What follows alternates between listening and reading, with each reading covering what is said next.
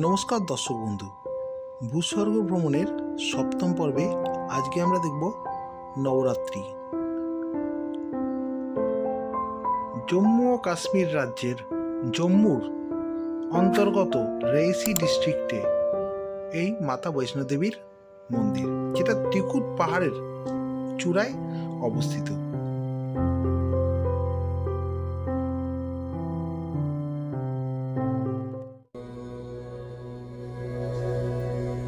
হিন্দু পঞ্জিকা অনুসারে চৈত্র শুক্লপক্ষের প্রথম থেকে নবমী পর্যন্ত চৈত্রীয় নবরাত্রি উৎসব পালিত হয়। সনাতন ধর্মে এই উৎসবের বিশেষ গুরুত্ব বলা হয়েছে। এই 9 দিন মা দুর্গার 9টি রূপের পুজো করা হয়, যার সূচনা হয় ঘট প্রতিষ্ঠার মাধ্যমে। অন্যদিকে এই নবরাত্রি উপলক্ষে লক্ষ লক্ষ ভক্তরা ছুটে আসেন বৈষ্ণোদেবী মন্দিরে।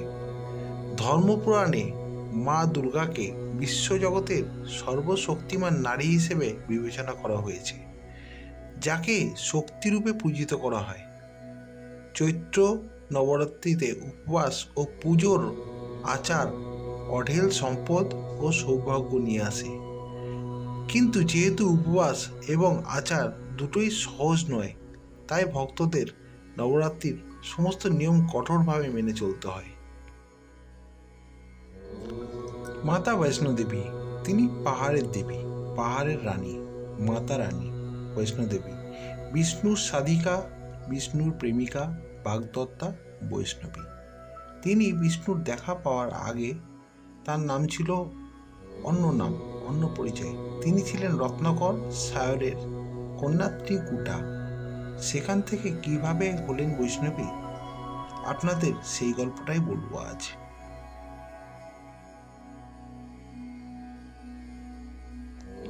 জয় মাতা দি, এই ধ্বনিটি উঠলেই প্রথমেই আমাদের চোখের সামনে ভেসে ওঠে সিংহবাহিনী দেবীর মূর্তি।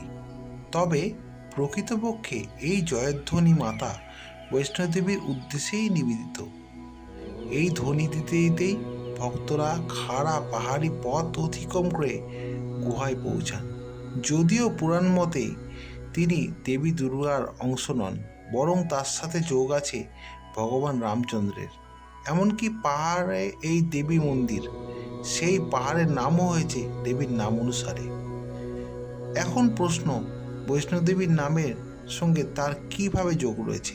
ত্রিকুট পাহাড়ের বা রামচন্দ্রের সঙ্গেই তার যোগ কেমন, সেই গল্পও শুনে নেব। তখন ত্রেতা যুগ। বর্তমান দক্ষিণ ভারতের দক্ষিণ অংশের বসবাসকারী রত্নাকর সাগর ও তার স্ত্রী নিঃসন্তান ছিলেন। অনেক উপাসনার পর তাদের কোলে আলো করে এক সময় এক কন্যা সন্তান ত্রিকুটা জন্মগ্রহণ করে। ছোটবেলা থেকেই বহু সাত্ত্বিক গুণ তার মধ্যে দেখা যায়, আর সে ছিল শ্রীরামের পরম ভক্ত। এক সময় জানা যায় ত্রিকুটা খুব স্বল্পায়ু, মাত্র 9 বছর বয়সেই তার মৃত্যু হবে। তখন ত্রিকুটা তার আরাধ্য দেবতার উদ্দেশ্যে ঘোর তপস্যা শুরু করে। কথিত আছে শ্রী রামচন্দ্রের লঙ্কায় যাওয়ার পথে সাগর পাড়ে ধ্যানমগ্না এক অদ্ভুত জ্যোতির্ময়ী বালিকাকে দেখতে পান। স্বয়ং শ্রীবিষ্ণু অবতার অন্তর্যামী রামচন্দ্র জানতে পারেন যে সেই বালিকায় তার ধ্যানে মগ্ন। আর কী কারণে সে ধ্যান করছে তা বুঝতে পেরে রামচন্দ্রের ঠোঁটে কোণে সন্তুষ্টির হালকা হাসি বুঝি দেখা যায়। এই বালিকা ত্রিকুটা। তখন আর রামচন্দ্র নয়, ত্রিকালঙ্ক স্বয়ং শ্রী বিষ্ণুরূপে ত্রিকুটাকে দেখা দেন ভগবান। তার ইচ্ছা জানতে চান। ত্রিকুটা তখন বরস্বরূপ রামচন্দ্রকে স্বামী হিসেবে চেয়ে বসেন। ত্রিকুটা যে বর চাইবেন তা রামচন্দ্র আগে থেকেই জানতেন, আর তিনি খুশি ত্রিকুটাকে বর প্রদান করবেন তাও ঠিক করে রেখেছিলেন। অনেকেই বলবেন, কিন্তু রাম অবতারে শ্রীবিষ্ণু তো কেবলমাত্র সীতাকেই তার পত্নী হিসেবে গ্রহণ করেছিলেন। তবে কি তা সম্পূর্ণ সত্যি নয়? রাম সীতার জুড়ির আড়ালে রয়েছে কোনো একজন তৃতীয়জন, না আসলে রামচন্দ্র ত্রিকুটার আরাধনায় খুশি হয়ে তার ইচ্ছে পূরণ করতে চেয়েছিলেন ঠিকই, কিন্তু তা বলে সীতার প্রতি অবিচার হতেও দিতে পারেন না। তাই রামচন্দ্র ত্রিকুটাকে বলেন, সীতার প্রতি আমি প্রতিজ্ঞাবদ্ধ, এই জন্মে আমি আর কাউকে স্ত্রী হিসেবে গ্রহণ করতে পারবো না, তবে কলিযুগে তুমি হবে আমার অর্ধাঙ্গিনী। ততদিন পর্যন্ত নির্জন থেকে জগতের সব জীবের কল্যাণ সাধন করো। সেই দিক থেকে ত্রিকুটা বিষ্ণু সাধিকা, বিষ্ণু প্রেমিকা, বৈষ্ণবী। সাধারণের নাগালের বাইরে, লোকচক্ষুর আড়ালে উত্তরের পর্বতমালার কোনো এক নির্জন গুহায় বসবাস শুরু করেন। আর বৈষ্ণবীর আবাসস্থল সেই পাহাড়ের নাম হয় ত্রিকুট পর্বত। কথিত আছে শ্রীধর নামে এক সাধক দেবীর এই গুপ্ত আস্তানার খোঁজ পান এবং দেবীর পুজোর ব্যবস্থা করেন। বৈষ্ণোদেবী মন্দির থেকে প্রায় 2.5 কিলোমিটার দূরে রয়েছে ভৈরব ঘাটি, যেখানে না গেলে বৈষ্ণোদেবীর যাত্রা সম্পূর্ণ হয় না বলে ধরা হয়। এই ভৈরবনাথ ছিলেন একজন উপদেবতা, মতান্তরে কাপালিক, যে একবার বৈষ্ণোদেবীর দেবত্ব খর্ব করার জন্য তার সঙ্গে ঘোরতর যুদ্ধ শুরু করেন। দেবীর কাছে যুদ্ধে হেরে মৃতপ্রায় ভৈরবের আত্মা অনুতপ্ত হয়। তখন দেবী তাকে ক্ষমা প্রদান করেন এবং বরদানপূর্বক বলেন, আমার ভক্তদের যাত্রা সম্পূর্ণ হবে না যদি না তোমার দর্শন করে।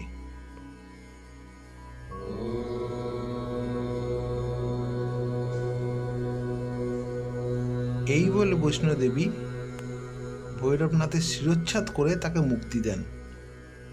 আর সেই শির 2.5 কিলোমিটার দূরে গিয়ে পড়ে, যেখানে পরবর্তীকালে ভৈরবঘাটি মন্দির প্রতিষ্ঠিত হয়। দেশ বিদেশ থেকে বহু ভক্তরা কাটরা থেকে 14 কিলোমিটার বিপদসংকুল পাহাড়ি চড়াই রাস্তা পেরিয়ে আসেন একবার বৈষ্ণোদেবী দর্শন পেতে। বছর বছর নবরাত্রিতে কেমন গোটা যেন ত্রিকুট পর্বতটা রাজপ্রাসাদের মতো সেজে ওঠে মাতা রানীর আবাহনে।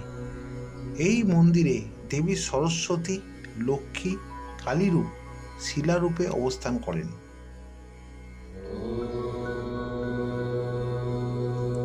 মাতার এই শিলারূপের অবস্থানের পিছনে একটা ইতিহাস আছে। ভৈরবনাথ নিধনের পর মুহূর্তে বৈষ্ণবী তার মানবরূপ ত্যাগ করার সিদ্ধান্ত নেন এবং ধারণা করায় তিনি পাথরের মধ্যে নিজেকে ডুবিয়ে দিয়েছিলেন। তারপর থেকে মাতা বৈষ্ণবীর গুহায় 5.5 ফুট লম্বা 3টি মাথা বিশিষ্ট পাথর বা পিণ্ডি আকারে উপস্থিত আছেন। গল্পটি আবার পণ্ডিত শ্রীধরের কাছে ফিরে আসে, যেখানে তিনি অসহ্য শোকে ভুগছিলেন, জল ও খাবার বন্ধ করে দিয়েছিলেন। মাতা বৈষ্ণোদেবীর কাছে পুনরায় আবির্ভাবের জন্য প্রার্থনা করেন। বিশ্বাস করায় তিনি এক স্বপ্ন দেখেছিলেন যে যেখানে মাতা বৈষ্ণোদেবী তাকে ত্রিকুট পর্বতের মাঝখানে অবস্থিত পবিত্র গুহায় খুঁজতে বলেছিলেন ও পথ দেখিয়েছিলেন, এবং তিনি উপবাস ভাঙতেও জোর দিয়েছিলেন। সেই স্বপ্নের পর পণ্ডিত শ্রীধর তার পাহাড়ের পবিত্র গুহাটি খুঁজতে থাকেন এবং অবশেষে খুঁজেও পান। গুহার ভিতরে তিনি লক্ষ্য করেন 3টি শিলার আকৃতি রয়েছে, তার উপর মাথাও রয়েছে।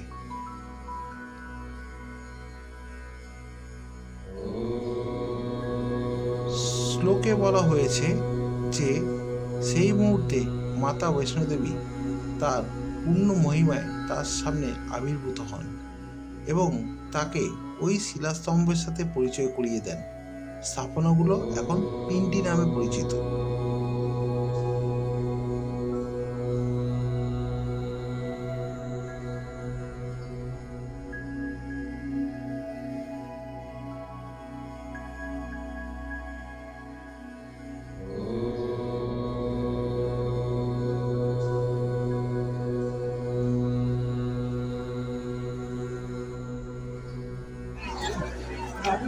যখন দেবো না মোবাইলটাও জমা দিতে হবে।